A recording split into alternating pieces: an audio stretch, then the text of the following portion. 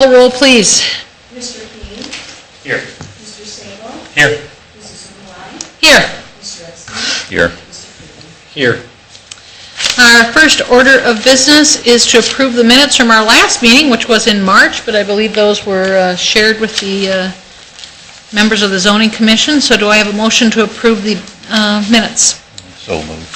I have a motion. Do I have a second? Second. I think Mr. Sable has seconded. So we have multiple seconds, but we'll say Mr. Sable. Are there any additions and corrections to the minutes from our March 11th meeting? Hearing none, call the roll, please. Mr. Epstein. Yes. Mr. Sable. Yes. Mr. King. Yes. Mrs. Maloney. Yes. Mr. Freeman. Yes. Motion carries. We have no items of old business, and we have two items of new business. The first one is a zone change request from A3 Agricultural to C4 Professional for a property located at 6805 West Sylvania Avenue. And I'm going to let Darrell talk us through that. The subject property measures just less than an acre in size and is currently occupied by a single-family dwelling. The applicant wishes to sell the parcel and feels the property is more attractive if not zoned residential. Therefore, she is requesting the zone change from A3 Agriculture to C4 Professional/Business Office. The Sylvania Township Land Use Plan advocates mixed use or transitional uses for the southwest corner of Sylvania Avenue and McCord Road, including this parcel. The C4 designation allows uses that serve well as a buffer between the residential areas to the west of this parcel and the probable future commercial development to the east, as well as the existing commercial uses to the north in the city of Sylvania. Sylvania Township zoning staff recommends approval of the zone change request from A3 Agriculture to C4 Professional Business Office based on its consistency with the land use plan as well as its transitional character between residential and more intensive commercial use. And if I'm not correct, the Lucas County Planning Commission also recommended the zoning change? Yes. Is there anybody who wishes to address the Zoning Commission on this issue? If you do, please state your name and address for the record. Good evening. For the record, I'm John Healy, 3242 Executive Parkway, Toledo, Ohio, 43606. I'm the agent for the owner, Mrs. Kadri, and here to answer any questions, but I think it was properly presented. I don't know. I drove by there again on my way over here, and I knew that was the case. It's the only single-family driveway on Sylvania Road east of Senior Center or Southview. There's a couple of little apartment buildings, and of course there's the condos at Olander, but she's the only one, kind of an island. And it makes sense because if something ever happens to the Advent property, she is in the position to be a buffer from that development to the Farmbrook plat. So there's no specific buyer for the property at this point. This is just a matter about getting the zoning in chase so she can put it up for sale. Correct. Okay. Are there any questions for Mr. Healy? Okay, thank you. Any questions or comments from the members of the Zoning Commission? I guess my only thought would be if someone did buy the church property and this house, it could essentially be demolished, and therefore the buffer would be gone. You know what I mean? Just throwing that out there. I mean, if you look at that, it's a nice big square once you get rid of that house. So if I'm a developer, I'm looking at buying the whole chunk, not just cut out around that house. There is a nice privacy fence already on the back of Farmbrook and some large growth trees that do, they've kind of isolated themselves from even Mrs. Cadre's property over the years as it is. Mm-hmm. And if the house is still in pretty good standing, to demolish it, I think would be pricey. I mean, it's worth, I don't know what it's worth as it sits, but It's not really functional without a lot of renovation as an office space. I could see somebody doing a temporary conversion, maybe in the garage, first floor. And then I could see down the road somebody knocking it down and putting in a 4,000 square foot small professional building, but it's still a buffer between what is zoned neighborhood commercial, C1, I believe, to the east, and can't see that. She buffers those residents in Farmbrook. So even if we rezone her parcel now, the next applicant, if they bought this and the church, would have to come back, correct, Daryl, to rezone hers for higher density? Well, depending on what they wanted to Sure. do, right, but if they wanted to do... As long as they were within those parameters of C4, they wouldn't have to do anything, right? Right, but if they wanted to go C2, which is our most intense commercial, our typical commercial, when you think of our commercial strip along Sure. Central or Monroe, those are all C2. So for something like that, yeah, they would still have to get this parcel rezoned, as well as the Advent Church Sure. parcel. This move makes sense to me. If you look at across the road, all the traffic that comes out of that Planet Fitness, Right. I mean, that alone would drive a single-family resident nuts at night, all out. What, that place is open till 10? So, Well, actually, Planet Fitness is 24 hours. oh, is it 24 hours? Yeah, that alone tells me that this is, like he said, not really a good spot for one driveway. Yeah, she's That's my thoughts. kind of an island there. You Any point other- out in your letter that the church property's been sold? Mr. Epstein, yes, it was in the transfers. I think it was in December, late November, early December, it was transferred. And the gentleman, I've spoken to him several times, so has Mrs. Kadri, that was the first, perhaps, buyer. But as he pointed out, he had more than enough land. Yeah. And has a couple of signs out there, small signs looking for interested parties. So it's more of an investor than a developer that's bought it. Correct, yeah. And even if she, let's say somebody came in with a master plan and bought her house, not speaking for the planning commission, but I got a feeling the planning commission has got its own requirements, and you'll see that, they're going to push back further from Farmbrook. They're going to create a buffer, whether it's trees and landscape or some other professional use. This just helps that buffer in the future. In other words, something's going to happen with the corner, and this helps the process along. Yeah, I think it does. Are there any other questions or comments? Yes, the buffering to the residential, according to 1505, you have to have a privacy fence and landscape buffering this type of commercial. I think you said there's already a fence Yeah, it's there. a solid fence. I peeked through today. I think almost every lot has one along. And Farmbrook the back. does. Yes, but it says privacy fence shall be 8 feet high. Oh, yeah, this is probably only 6, but, well, that would just have to come at the expense of whoever. Right, when Exactly. when that parcel would be Exactly. developed, they Yeah. would put in a new office building or whatever. And there'd have to be landscape also, it says. Any other questions, comments? Hearing none, do I have a motion to approve the zone change request? I'll make a motion to approve. We have a motion to approve, do we have a second? Mr. Sable, oh, a couple seconds again, pick one. No additional questions or comments? Call the roll, please. Mr. Creedy? Yes. Mr. Sable? Yes. Mr. King? Yes. Mrs. Maline? Yes, Mr. Epstein? Yes. motion carries. Our second item, thank you. Our second item of new business is consideration of amendments to Article 2408, validity, and Article 2508, expiration of conditional use of the Sylvania Township zoning resolution. And we're going to let Darrell walk us through this, but it's my understanding it's setting some time limits on people who've asked for variances. Right.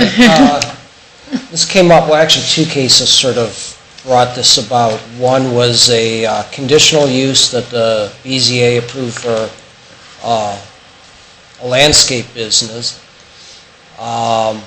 Several conditions were put on that conditional use because of the concern of the neighbors. And as it turns out, the party that was interested in that property did not, it was the old Fleegers hardware store. They decided not to purchase it and have their landscape business there. But the conditional use goes with the property, so right now that conditional use for a landscape business is still attached to that parcel indefinitely.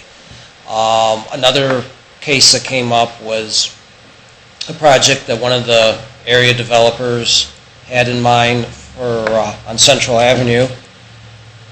He got a series of variances back in '07, well, and then the recession hit and the project never happened. But again, those variances, approved variances, are still out there and will be forever. And so kind of got us thinking and discussing with the BZA over several meetings that, we should have, nothing should be forever. There should be something in place for conditional use or variance that isn't acted upon within a certain amount of time, because conditions change or attitudes of the township may change or the neighborhood changes, whatever. So that there should be a time limit and then maybe some process for them to come back and reapply or for it to be reviewed or whatever. So I had done a little bit of research into what other townships in the state had regarding this and threw out some examples to the BZA and kind of talked it over and we came up with these proposed amendments. And Lucas County Plan Commission has recommended approval of them. And actually, also, Lucas County Plan Commission staff added that we have one for project plan review as well, which is, we had a similar case come up with that too, with the CarMax that was approved for Central and Holland, Sylvania. They just hit their 2-year expiration on that, and our zoning resolution has nothing. It says the project plan review is good for 2 years, but then it doesn't address after that, do they have to start at the beginning, or can they just get it re-reviewed, or what? So we wanted to take Lucas County Plan Commission staff's recommendation in conjunction with these other two. And Is 2 years pretty much the norm across the state, you think, or?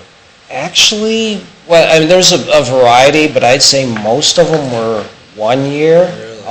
But when we were discussing with the BZA, we did have one of the developers come in and comment on it. They felt 1 year, in the development process, 1 year isn't necessarily a lot of time. Sure. So the board decided, 2 years and then 2-year extensions.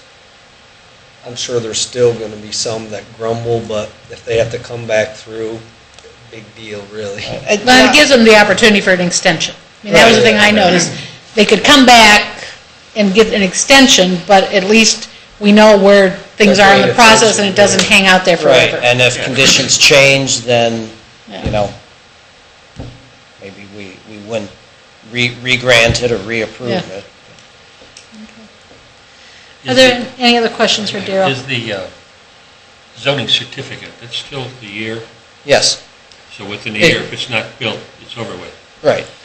And then you're going with 2 years for this? On variances, conditional uses, and PPR. Any other questions? Hearing none, do I have a motion? Yes. You can go back up to the podium, and you have to go back up and state your name and address again. It's been a long day. I need the exercise. John Healy, 3242 Executive Parkway, Toledo, Ohio. Just a question, because I was at the county when you reviewed this, because we were on the same agenda. In the case of the Fleegers, that has gone away, but that variant's still in place. The conditional use, yes. Right. I didn't think they ever got that conditional use. I thought that one didn't get approved. Yeah, they were They approved. wanted to, except they couldn't compost or something. Right, they couldn't compost in the rear part, which was Close to zoned the house. residential. And I think that was the deal breaker for Yeah. them. But that so that's gone away, and that was in anticipation and probably a condition of the buyer to go forward, and something else happened. Right. But in the situation with CarMax, they're the property owner, correct? Right. Would something that passes like this be retroactive then? No, these, That was my question, really. right, yeah, these would not be retroactive. Thank you. It only applies going forward, all existing ones still exist Grandfathered. under the old process, or grandfathered. Any other questions or comments? Motion to approve, or did we do that already? No, we need a motion to approve. So moved. Have a motion, do I have a second? Second. Motion and a second. Any additional questions or comments? Seems pretty straightforward. Looks like it's been well reviewed and researched. Call the roll. Mr. King, Yes. Mr. Epstein, Yes. Mr. Sabo, Yes. Mrs. Moore, Yes. Mr. King. Yes. Motion carries. We should note for the record, since we haven't been together, that we're all very sorry about the loss of our, one of our zoning commission members, Mr. Casper, who met an untimely passing. And our sympathies are extended to his family. Do we have a meeting, or do you think we will have a meeting in July? Anything coming up? Nope. Looks like we have July off, so it will be either a biannually or quarterly meeting again. Any other questions for the good of the order, since we haven't seen each other since March? Could I just have a quick comment? I know King's probably ready to get out of here and get the ball practice. On the Central Avenue property by Redwood, some of the neighbors are concerned of the filling and everything that they were when we approved that. I didn't know if you've been out there to kind of check things out. The 8 to 10 foot ponds that are somehow 25 to 30 feet deep out by the road. So I haven't seen. I drive by, it's pretty impressive. I mean, I've driven by, but when I drove by, they were just sort of grading it, and I don't think pipes laying all over the I don't think place. they're doing That's anything. last I saw. I don't think they're doing anything illegal, but those ponds are definitely deeper than what he kind of told us. Oh, okay. So just to note that the neighbors are watching and worried about flooding and those sort of issues because Those were those self-contained retention ponds that he kept talking about. Yeah, but I mean, you look, the whole property is raised about 4 feet all the way back to almost the next I subdivision. haven't seen And he that. hasn't even dug all the ponds yet. Maybe I we're was just not over looking at the there right. today. Yeah, I haven't seen that. So they're watching, you know what I mean, and it won't come back on us, but they're gonna be very upset if their properties and houses now flood because of that project, which is probably what's gonna happen. I mean, Well, if the ponds are deeper than what he had originally. Yeah, but planned on, that should help the drainage. No, there's all the surface water now can't get through his property because he's built it up so high, including the banks of the pond. They didn't leave like a culvert or any way for surface water to get into his, where it used to go to the outlet. You're saying it's going to drive the surface water to the neighbors? Yeah, The way he's well, got it it won't be able graded. to get off of The it. way he's got it It'll just get graded right higher. now. Yeah. They can't run water off the one property onto the... No, he won't, he'll contain all his, and that's what he promised us, but now any water that comes out of the culverts and goes, it used to follow a natural swale, well, he has that all filled in now. I mean, that's just the thing I said we have to watch when these developers come in on an old site like that. They really do build high, and Bob knows, right at Waterside, they did it right next to my house. I mean, they tell you those are landscaping mounds, but they essentially become surface water dikes or dams that block any other surface water from entering their property also. So it's kind of a double-edged sword. They retain all their own and meter it out like they say they're gonna. But King knows, once you get flood water up on the surface, it's gonna go to the lowest point, and if it can't get through their big walls they build, then it goes over to the older homes that are lower, so. It's just for future, so we can watch these things as they come up again, because the engineers know what they're doing and they know how to sell it. But in all reality, there's houses that are going to probably flood now in the next big rain, so we'll see. So take a look if you drive by there. Yeah. It's a little wet, don't drive back too far. I went back and took some pictures, but. Pretty wet Okay. based on the last couple of days. Anything else for the good of the order? And I would entertain a motion to adjourn. So moved. We have a second, Mr. Sable? Call the roll, please. Mr. Kinley? Yes. Mr. Sable? Yes. Mr. King? Yes. Mrs. Milan? Yes. Mr. Epstein? Yes. Motion carries. Thank you, have a great summer. Thank you. Congratulations again. 2 down, 1 to go. I think it's here now, 88 degrees. Yeah, it's summer's here.